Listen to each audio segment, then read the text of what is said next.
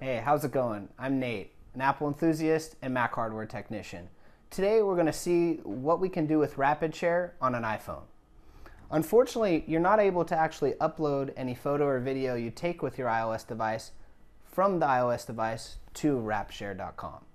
So let's see what you are able to do. If you go to rapidshare.com, it's going to prompt you to log in. Go ahead and put your username and your password in. Unfortunately, RapidShare doesn't have an iOS device. That's why we have to go through Safari to do this. After your username and password is in, go ahead and click Login.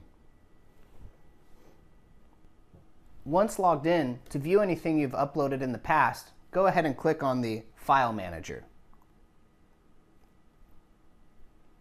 After this loads, you'll notice that there's a thumbnail version of anything you've loaded before. I have a picture that we uploaded earlier, so I'm going to tap on that.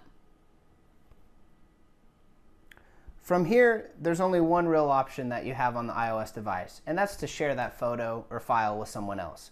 Unfortunately, you're not able to download it to the actual device. Hopefully this has been a helpful overview of what RapidShare is able to do on an iOS device. Thanks for listening, and we'll see you soon.